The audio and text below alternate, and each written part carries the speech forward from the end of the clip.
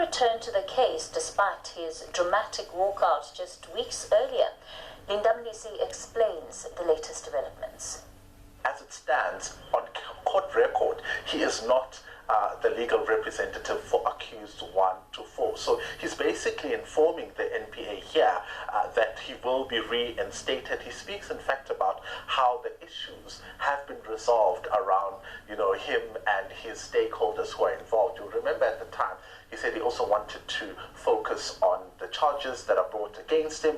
He wanted to look at issues around the harassment that he's been experiencing as he's a human being. So it seems there has been somewhat of an agreement that has been reached on the sidelines of this, particularly when you look at maybe his clients, and he's informing the NPA of this particular issue. But it then becomes only reinstated. It becomes only reinstated at the point where he comes to court and he confirms that he has been reinstated in front of his clients, who will then be able to confirm that he's continuing with representing the accused in this matter. So at this point, this remains a letter that is sent to the NPA. It's communication between the two parties that is not yet. We don't have confirmation if this has reached the court because the case has not. So remember that legal representation is, of course, a thing for the accused persons. They get to choose who represents them before a court of law. But this kind of drama unfolds at a time when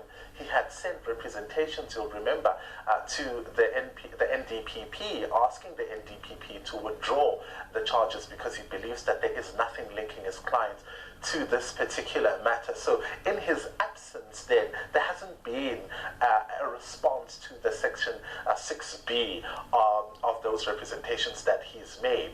So that can't continue without him. He wants to come back in order to be able to receive this particular response from the NDPP. You'll also remember he said something along the lines of him being a watching brief, and that's on a separate docket, the controversial 375. So him withdrawing from the matter completely took him out of the dealings of this particular case. In fact, I'm reminded of the time when he wanted to address the court shortly after he withdrew, and the judge said, "But what are you addressing me on? Because you've already withdrawn."